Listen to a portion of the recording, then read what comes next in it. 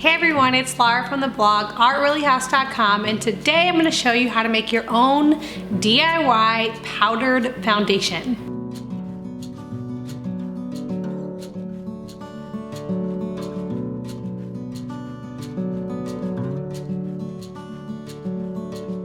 So I have made a ton of skincare and hair care things here on the channel before, and I have had so many requests for makeup. And a few years ago, before I even had my blog, I used to make all of my homemade makeup, and I didn't really find the perfect combination that I absolutely loved when I was making foundation.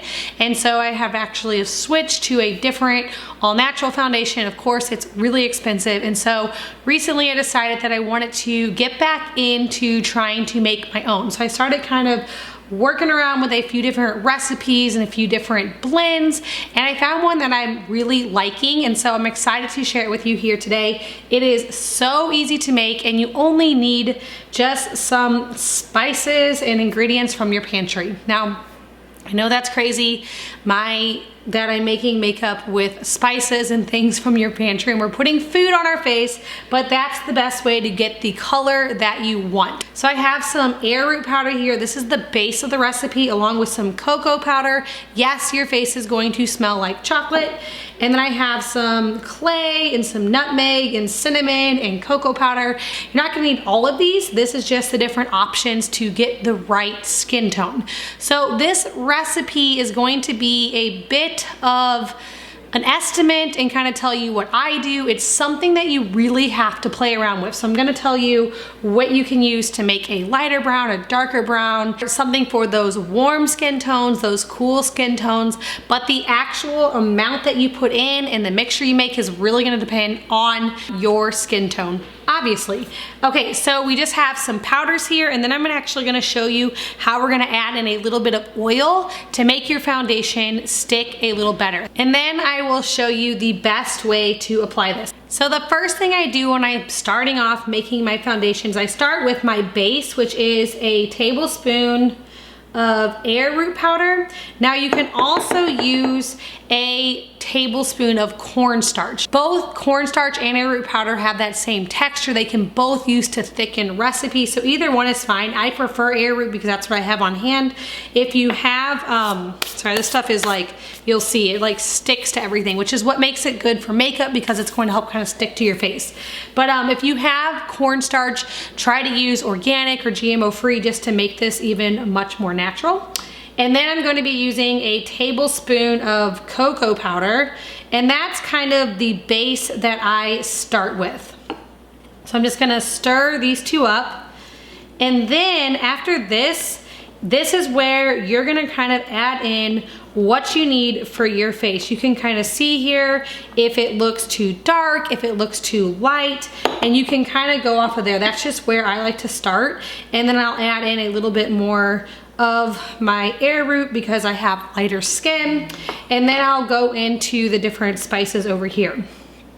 Okay, so I have over here, I have some nutmeg, I have more cocoa powder, I have cinnamon, and I also have some bentonite clay. So the nutmeg is really good if you have a lighter color skin tone, and if you have a really light golden skin color, then you might want to skip the cocoa powder altogether and start your base with that arrowroot and that nutmeg. So you just want a little pinch of this. I actually wrote in the recipe 1/8 of a teaspoon, and then you can just add more as needed. So I'm gonna add a little bit of that in. And then the cinnamon is going to be, if you have a warm skin tone, you can add some cinnamon in to get that color. Or if you have a cooler skin tone like I do, I add in a little bit of that clay just to kind of cool the color down.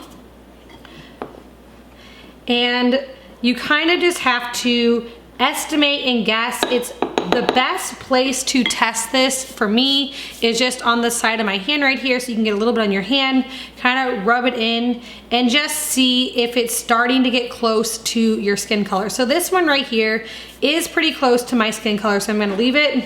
Actually, it's probably a little dark. I'm gonna put a little bit more clay in and a little bit more arrowroot powder. Stir it up, and then I'm gonna leave it at that for now. I can always change it as I'm using it as well. Okay, and so this is probably like 2 1/4 tablespoons of powder. So for this amount of powder, I'm going to add in anywhere from 5 to 10 drops of an oil. And the oil is going to help it to get a better texture so it can stick a little bit better to your face and work better as a foundation. So my suggestions for the oil you use, you can use an essential oil.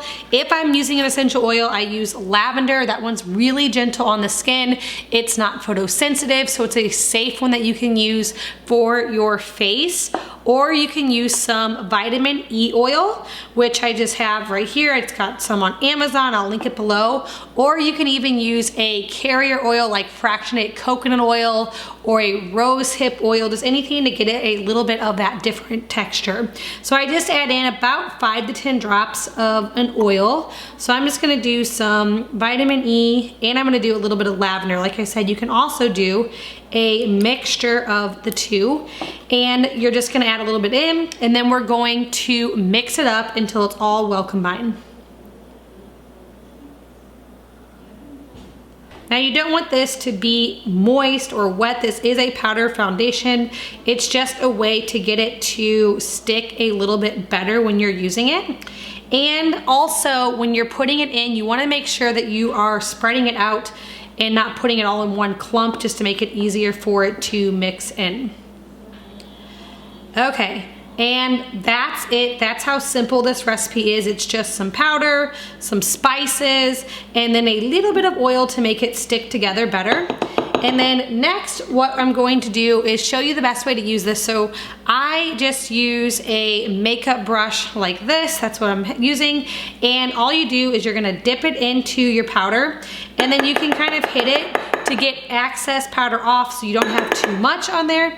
And then you're gonna go down your T-zone, under the eyes, rub it in a little bit with your brush, or you can even use your finger to kind of blend it, and then do a circular motion on your cheeks, blend it in around onto the cheekbones and down on the neckline, and voila, that's it, super easy. Now, you don't have to apply a powder with this. You can just use this as a plain foundation, and this can work as your foundation and powder. That's how I use it.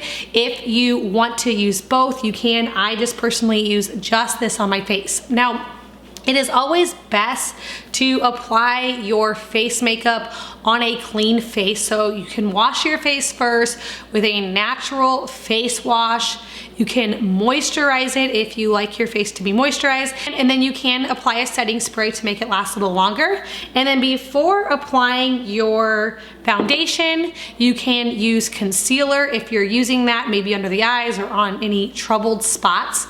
Apply your foundation, and then you can put on the rest of your makeup like normal, your blush, your eye makeup, your lips, whatever it is that you put on. This foundation should last you about 6 months. You only need a little bit when you're applying it onto the face. You don't want to get too much and make it look cakey. And the best way to store this is in an airtight container. You can just put it in a mason jar with a tight lid on it, or you can put it in a little powdered container. I got this one here off of Amazon, and I really like it because then I can sprinkle a little bit through to the top to put some on my makeup brush. It just makes it easier to get less amount, and then I can apply it on easier. Super easy to make. I hope you guys enjoyed this video. I will have a link down below to the blog post where I have a more written out recipe if you need more details on any of that and which each powder is best for. If you're new to my channel, please hit that subscribe button. I get out new videos every week on essential oil education. I share lots of different natural remedies and DIY hair care and skincare. Thank you so much, and I will see you in the next one.